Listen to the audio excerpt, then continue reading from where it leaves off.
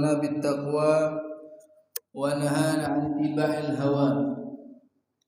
أشهد أن لا إله إلا الله وحده لا شريك له نعم الوكيل ونعم المولى، وأشهد أن محمدا عبده ورسوله ومن ينكره فقد ضل ضلالا بعيدا.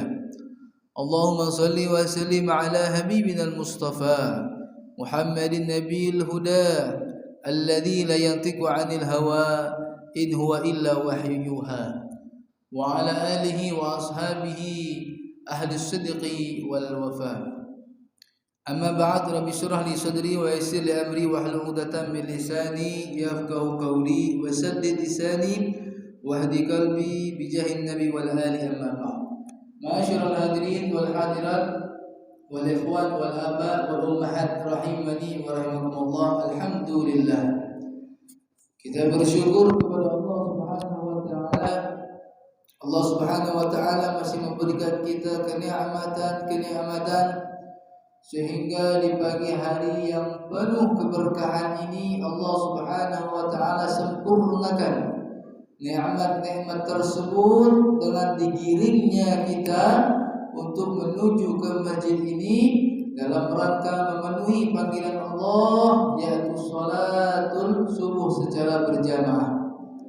Setelah salat subuh kita lanjutkan dengan kajian majlis ta'lim yang insyaallah salah satu hal yang termasuk dicintai oleh baginda Rasulullah sallallahu alaihi wasallam, dan kita berharap kepada Allah Subhanahu wa taala agar setiap langkah demi langkah Bapak Ibu menuju ke masjid ini semuanya dinilai ibadah di sisi Allah dan menjadi penghapus dosa bagi kita semua.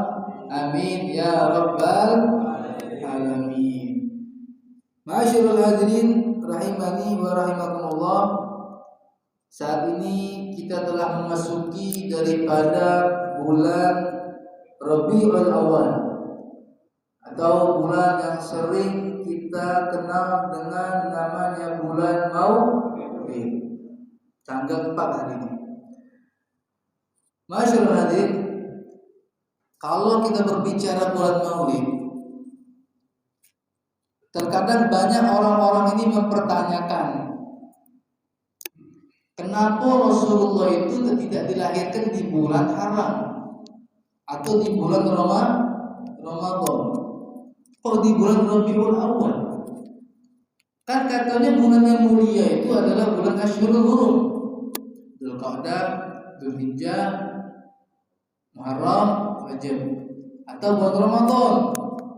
Lah, kenapa Muhammad itu tidak dilahirkan di bulan-bulan tersebut, tapi justru dilahirkan oleh Allah di bulan Rabiul Awal? Loh, katanya hari yang paling mulia itu adalah hari Jumat.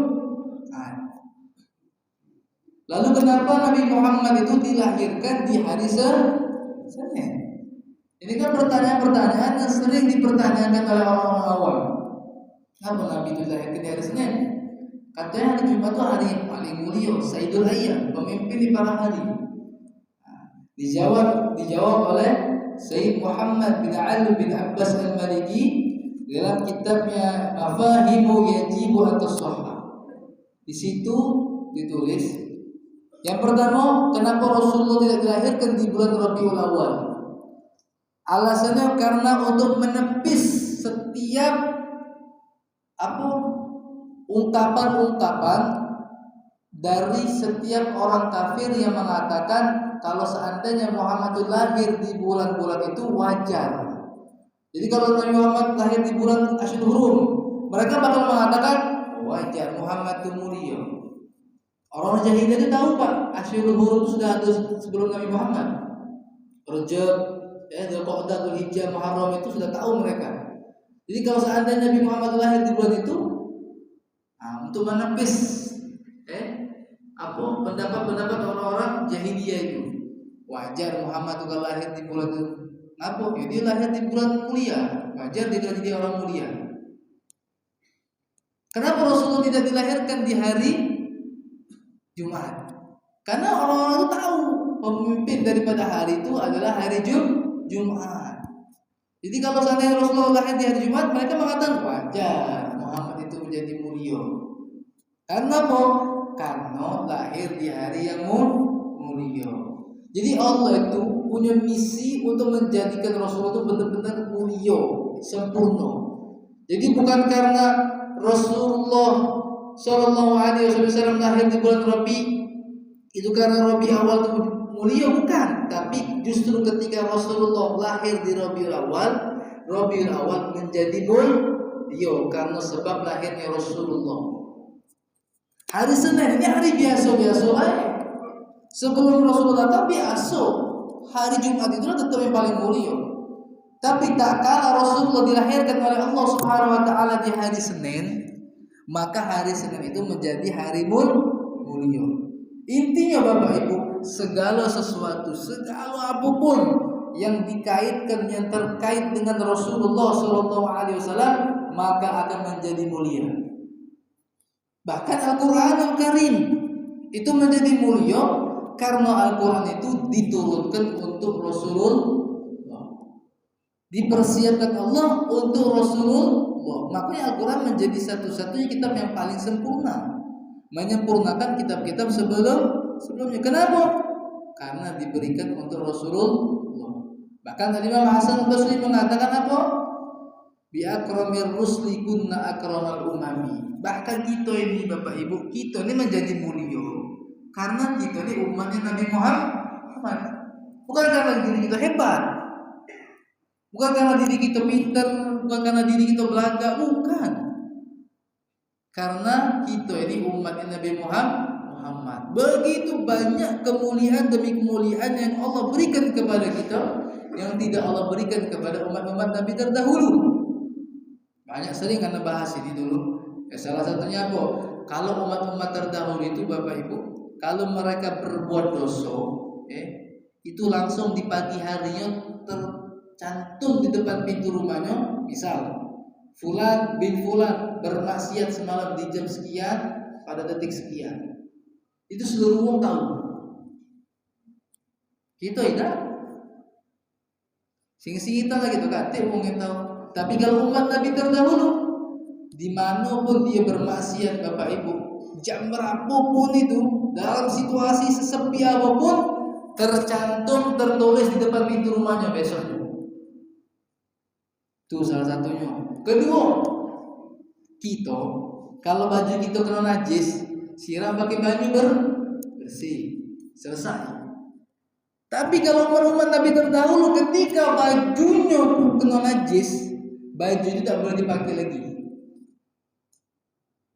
Bajunya tak boleh dipakai lagi. Bahkan yang paling ekstrim kalau kita tidak, badan kita terkena najis, cukup kita cuci dengan baju, selesai bersih, suci.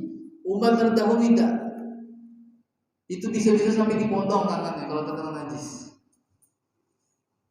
Bahkan kalau kita pengen tobat, kita pengen umat Nabi Muhammad pengen tobat dimanapun, jangan di WC, tidak, di masjid, di rumah, di kamar, di pesawat, di kereta, di kapal, dimanapun kita bertobat sama Allah, itu diterima dengan syarat dengan taubat nasuha.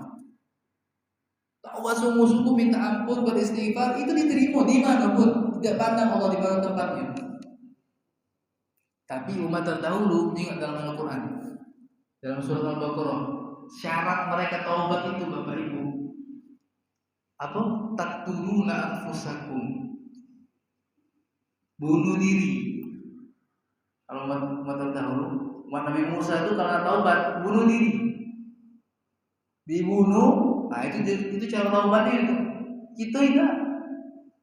Kita cukup bertobat sama Allah, beristighfar, menyesali perbuatan yang telah kita buat, berjanji tidak mengulanginya, bersungguh-sungguh, selesai. Taubat kita diterima sama Allah Subhanahu wa taala. Nah, di rumah, di masjid. Tapi kalau terdahulu Bapak Ibu bunuh diri, baru diterima taubatnya. Jadi banyak kemuliaan-kemuliaan yang Allah berikan kepada umat Nabi Muhammad SAW. Salah satunya apa lagi? Kalau dulu, ini salah satunya, umat Islam itu ketika berperang melawan kafir Quraisy, orang-orang kafir pada saat itu sebelum 1 bulan sebelum peperangan mereka Allah berikan rasa takut yang sangat luar biasa. Jadi orang-orang dulu karena perang sama Nabi Muhammad itu takutnya luar biasa, Pak. Jangankan sebulan sebelum peperangan takut mereka tuh. Cuma karena kenapa? Kalau gengsi ego mereka itu luar biasa juga. Jadi seolah-olah mereka itu lawan. Abu Jahal itu takut Abu Jahal itu bukan yang ngelawan. Dan ini memang Allah berikan kepada umat Nabi Muhammad beserta Rasulullah kemuliaan ini. Ya, sebelum perang hati orang-orang musuh Allah ini sudah ketakutan. Semakin mendekat hari peperangan, hari hanya semakin takut lagi nih. Ya, luar biasa. Jadi pada hakikatnya Bapak Ibu, kalau kita banding-bandingi rasa kekuatan, keberanian umat Islam itu pada hakikatnya itu lebih unggul ketimbang orang-orang kafir. Nah, nyingoknya orang Palestina itu sampai sekarang tidak lari mereka, tidak lari, dipertahankannya. Kenapa? Karena rasa beraninya memang lebih berani ketimbang orang-orang Yahudi. Orang Yahudi itu berani kalau mereka lagi pakai senjata, bojok tank, berani. Coba face to face bahan depan, mati, mati, takut, berani dari pesawat. Kalau langsung atau sama-sama disiapkan, disenjatai juga dengan seimbang antara Palestina dengan Yahudi itu. Takut mereka karena memang sudah itu yang Allah berikan kepada kita umat Islam ini, ya. Jadi itu kemuliaan yang Allah berikan kepada umat Nabi Muhammad. Kemudian kemuliaannya Rasulullah Sallallahu Alaihi Wasallam. Nabi Muhammad itu nabi yang paling mulia, yang teramat mulia dari yang mulia. Saking mulianya Rasulullah Sallallahu Alaihi Wasallam, Bapak Ibu, ya. Berbeda dengan nabi-nabi terdahulu. Nabi Musa itu pernah minta sama Allah, apa?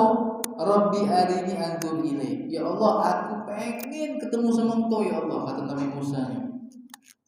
Tapi yang kata Allah Subhanahu wa taala, qala lan tarani Muhammad Musa, kata Allah, kau tak bakal mampu ninggalin aku. Tak bakal mampu. Akhirnya kok ya sudah, kata Allah, coba kau tes dulu, kau naik ke Tursina, ke bukit. Kalau kau kuat dengan goncangan bukit itu, kau izinkan untuk memandangku, untuk melihat dan bertemu, kata Allah. Fa in istaqarra makanahu fasawfa tarani. Ternyata apa Bapak Ibu, ketika Musa di situ ditampakkan oleh Allah Subhanahu wa taala goncangan gunung itu, Musa tidak kuat. Baru nyingoceh itu pun tidak kuat. Jatuh pingsan, setelah pingsan dia bertobat kepada Allah, minta maaf kepada Allah Subhanahu wa taala. Minta ketemu itu pun dari itu sama Allah. Kalau Rasulullah tidak minta. Nabi itu al-ijabah qabla du'a. Apa istilah kita tuh? Belum minta lanjut. Beda sama kita. Bahkan jangan sama kita, sama nabi-nabi terdahulu berbeda. Nabi terdahulu itu minta dulu juga. Tapi kalau Rasulullah, hampir setiap keinginan Rasulullah diberikan sebelum meminta. Rasulullah itu belum pengen ketemu sama Allah, belum ada pengen, tapi Allah pengen berjumpa. Dipanggil dengan perjalanan Isra wal Mi'rajnya baginda Rasulullah, bertemu langsung. Musa nak ketemu sama Allah di Bukit Tursina itu, naik ke Bukit Tursina itu, di lembah itu.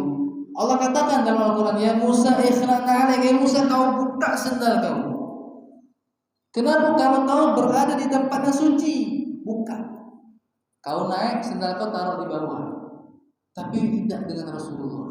Rasulullah Bapak Ibu, secara riwayat yang sahih mengatakan itu beserta sendalnya ikut Mi'raj bersama Rasulullah. Ruh dan jasadnya pergi bertemu Allah, bukan lewat mimpi.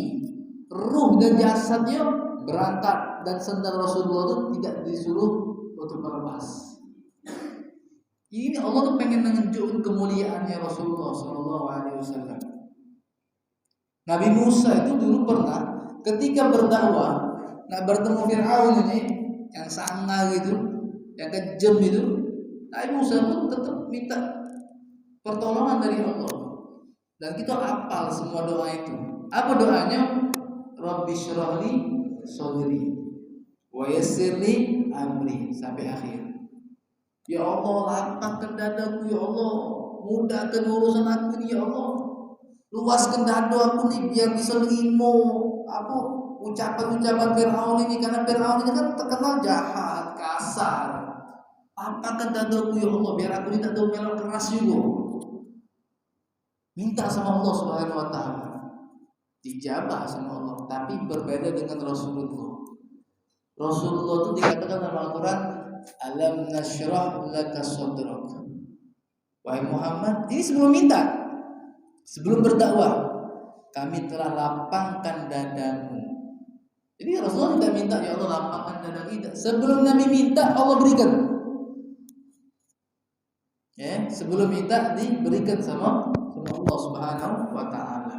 Kemudian Nabi Allah Ibrahim, Allah abadikan dalam Al-Qur'an, Bapak Ibu, ketika Nabi Ibrahim berkata, la tukhzini yauma yub'atsun, ya Allah tolong jangan Engkau sia-siakan aku di hari kebangkitan, di hari kiamat. Karena di hari itu banyak mungkin orang yang disia-siakan oleh Allah Subhanahu wa taala. Bahkan setelah Nabi Ibrahim berdoa, ya Allah jangan Kau sia-siakan aku di hari kebangkitan, di hari kiamat nanti. Apa kata Allah Subhanahu wa taala? Ini Nabi Ibrahim minta, tapi berbeda dengan Rasulullah. Sekali lagi berbeda. Apa kata Allah dalam Al-Qur'an? Yauma la yukhzillahu an-nabiyya walladzina amanu ma'ah. Allah tak bakal menyia-nyiakan Nabi Muhammad beserta orang-orang yang beriman dengan Nabi Muhammad. Jadi sebelum Nabi Muhammad minta, Allah sudah memberikan klaim legalitas dari Allah Subhanahu wa taala untuk Nabi Muhammad beserta umat-umatnya. Yauma la yuhzil, dalam Al-Qur'an. Allah tidak akan menyia-nyiakan Muhammad beserta orang-orang yang beriman bersamanya. Orang-orang yang beriman, pada ngaku-ngaku. Jangan ngerasa aman kamu dengan orang-orang kita ini belum tentu orang beriman, Pak. Kita ini Muslim. Beda tingkatan sama orang beriman. Beda.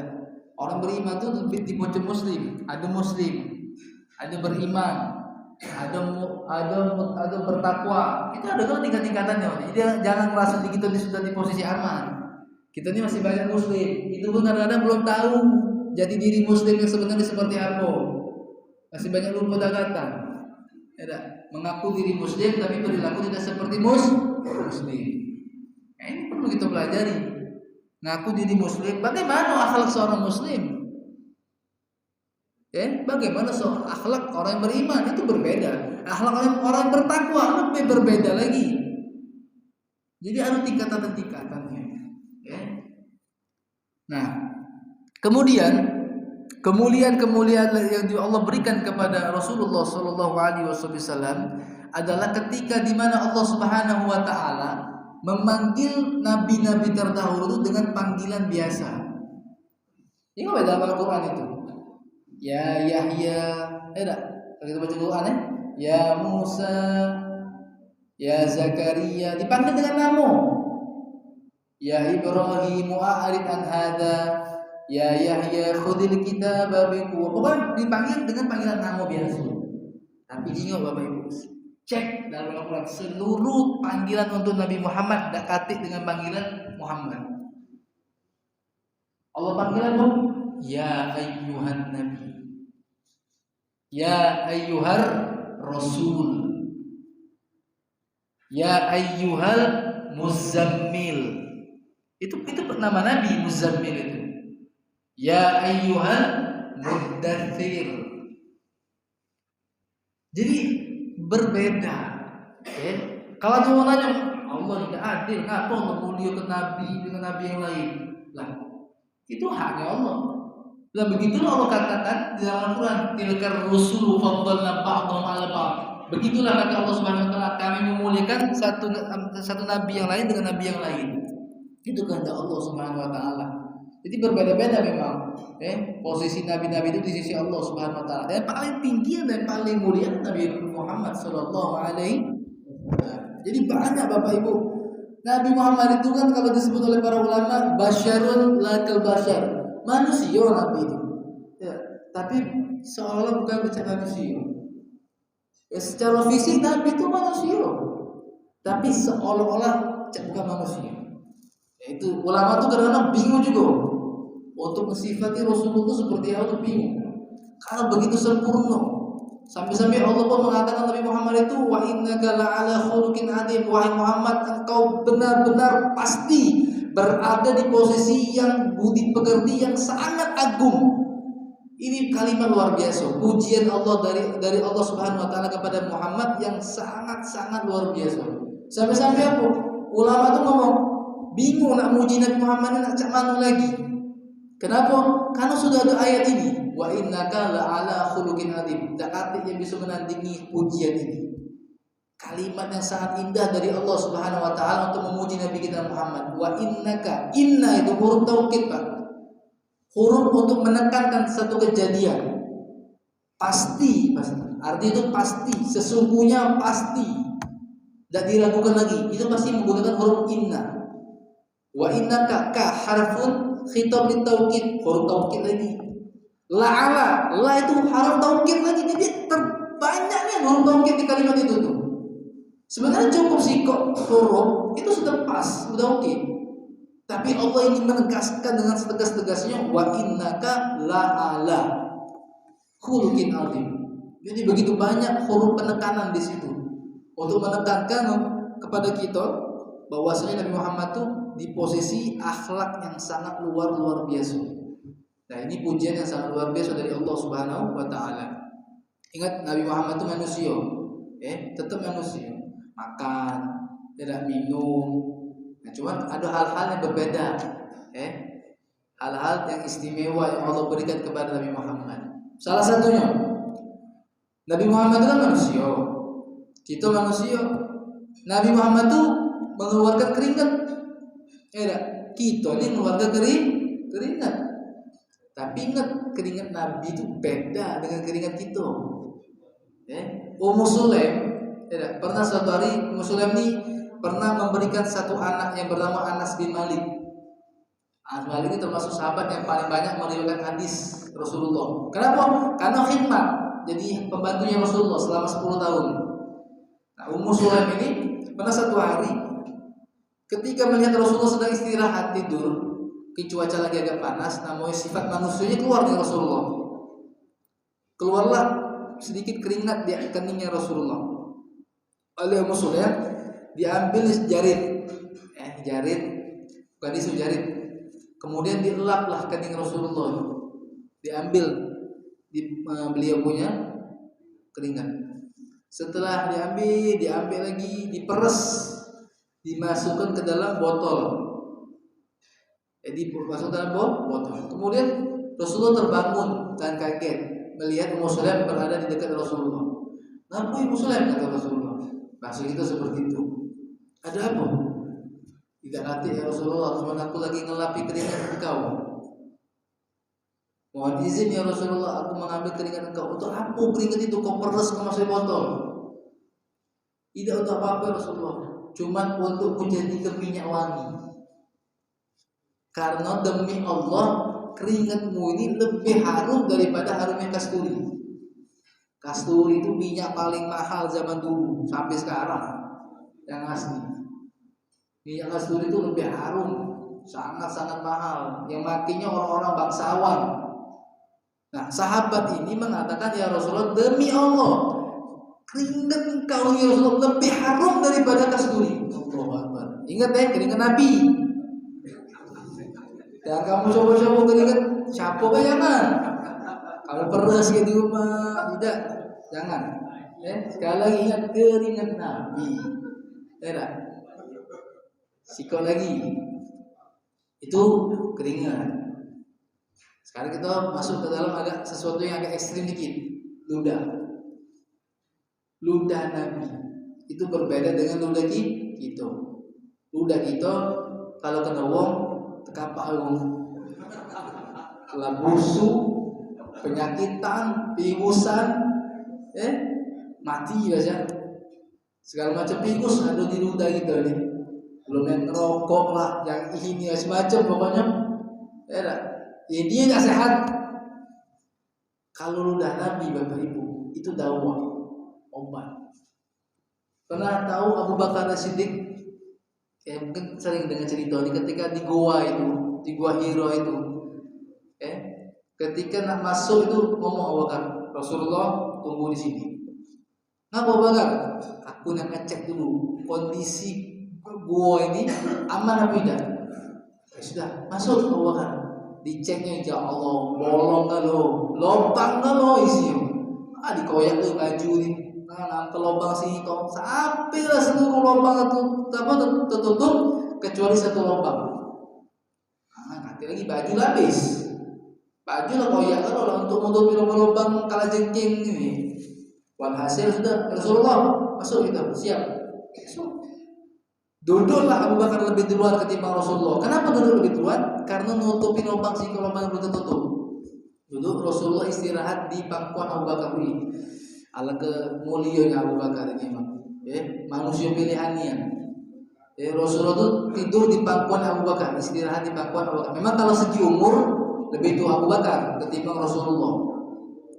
Lebih tua Abu Bakar. Jadi Rasulullah tidur di pangkuan Abu Bakar karena capek, letih dari kejaran orang kafir Quraisy, tertidur Rasulullah. Setelah itu apa? Kala jengking tadi itu, matok ngigit Abu Bakar. Dia nak keluar dari lubang. Ditutup Abu Bakar, digigitnya, disentaknya. Terkejut Abu Bakar, ditahan, Bapak Ibu, ditahan, tidak bergerak. Kenapa? Karena dia takut kalau dia memberontak, Nabi Muhammad bangun.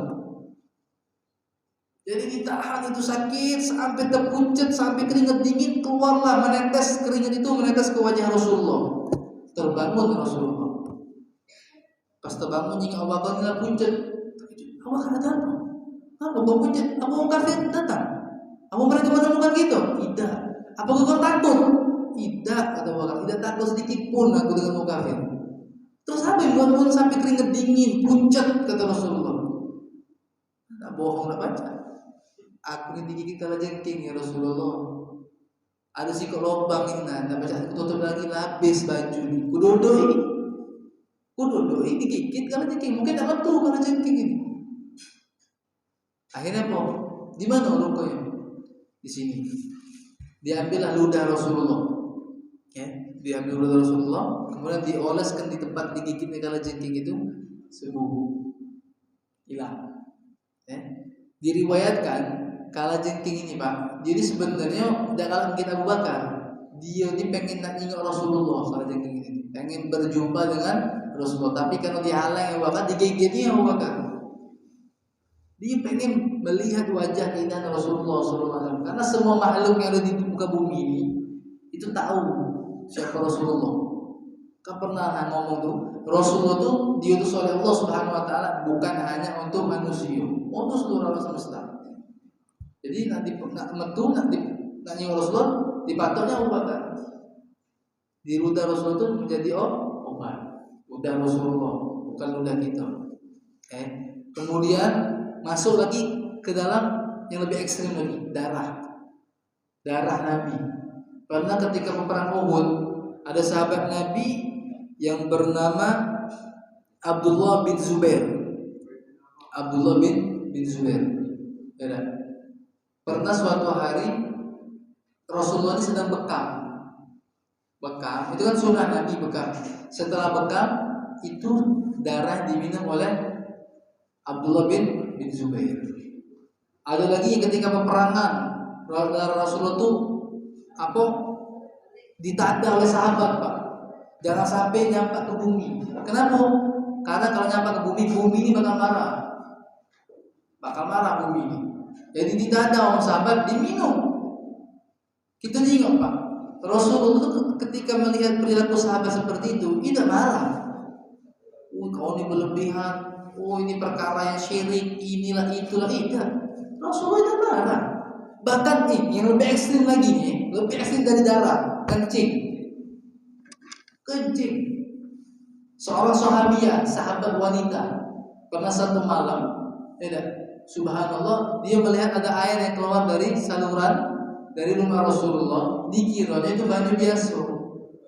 Karena mohon maaf Bapak Ibu, mohon maaf, kencing Nabi berbeda dengan kencing kita. Tadi kan darah beda, ludah beda, keingat beda, kencing pun beda. Kencing Nabi itu tidak berbau seperti halnya kencing kita. Jadi sahabat ini menyangka itu air biasa, diminum.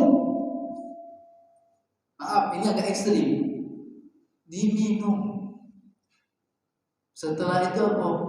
Dia mengadu kepada Rasulullah SAW dan mengatakan kepada Rasulullah, aku tidak sengaja minum air kencing engkau ya Rasulullah. Kata Rasulullah, Rasulullah itu kita cek itu Rasulullah didoakan sama Rasulullah. Apa doanya? Silakan dicek di hadis Bukhari. Kata Rasulullahnya, "Mudzu hadzal yaum", semenjak kau minum itu, semenjak hari ini sampai hari kiamat, engkau tidak akan merasakan sakit perut selama-lamanya. Tak bakal merasakan sakit perut selama-lamanya. Jadi memang sahabat itu berlomba-lomba untuk hal demikian. Nabi kalau potong rambut, mana pernah rambut Nabi dinyampak ke bumi? Sahabat ngandai rambut Nabi. Kita mau sekarang ada yang ngomong, tidak boleh melakukan hal-hal seperti itu, syirik. Dari mana? Sahabat sudah mengajarkan. Kalau kita ngomong ajaran sahabat itu bertawasul sama Nabi Muhammad. Khalid bin Walid itu setiap peperangan mengantongi rambutnya Rasulullah dalam imamahnya. Itu memang sudah diajarkan oleh para sahabat. Darah Nabi, keringat Nabi, dan Nabi tidak pernah mengatakan itu berlebihan. Nabi pernah suatu hari memang melarang para sahabatnya ketika Nabi datang, tidak usah tegak Nabi, biarlah duduk. Itu zaman jahiliyah, awal-awal itu ketika Islam baru-baru mulai, Nabi melarang. Jadi kalau Nabi datang, sahabat itu tegak. Nabi melarang awal-awal itu. Tapi kemudian ketika di Madinah, baru-baru tinggal di Madinah, umat Islam sudah agak banyak, Nabi datang, katik tegak sahabat. Kecuali siapa? Satu sahabat yang bernama, ya Allah, siapa namanya? Ya Allah. Jadi pokoknya ahli syairnya Rasulullah, Zaid bin Haritha kalau tidak salah. Zaid bin Haritha, seorang penyair Rasulullah SAW. Dia tegak sendirian. Di saat seluruh sahabat dekat tegak, dia lewat tegak. Nabi tidak marah Bapak Ibu. Nabi tidak ngomong, kau ini kan aku ngomong, jangan tegak. Tidak. Sahabat yang bertanya, wahai Zaid, kenapa kau berdiri setelah Rasulullah telah melarang kita untuk berdiri? Kata Zaid bin Haritha, aku bingung sama yang berakal katanya. Aku bisa katakan orang itu adalah orang yang bahasa itu bahlul, tolol. Melihat keindahan Nabi Muhammad, kemuliaan yang Allah tampakkan kepada Nabi Muhammad, tapi tidak tegak dengan datangnya Rasulullah. Aku bingung katanya. Akhirnya apa kata Rasulullah? Diambil syal, ini syal, dibagikan kepada Zaid bin Haritha.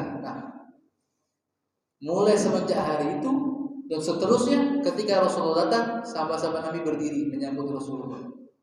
Jadi memang hal seperti itu yang diajarkan dari zaman Rasulullah Sallallahu Alaihi Wasallam. Jadi itulah Rasulullah Bapak Ibu, manusia tapi seperti bukan manusia. Jadi memang hari ini temanya kita ini memang ngebuka sejarah Nabi Muhammad Sallallahu Alaihi Wasallam karena kebetulan kita masuk di bulan Rabiul Awal. Kemudian ma'asyiral hadirin rahimani wa rahimakumullah.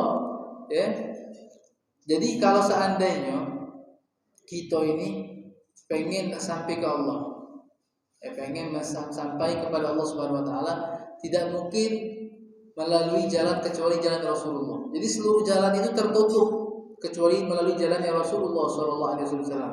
Jadi kalau pengen ke Allah lewat jalan Nabi, tidak baca lewat jalan Nabi. Allah sudah katakan dalam Al-Quran, ya ayyuhalladzina amanu taqullaha wabtaghu ilaihil wasilah. Bertakwalah kepada Allah dan carilah wasilah untuk sampai kepada Allah.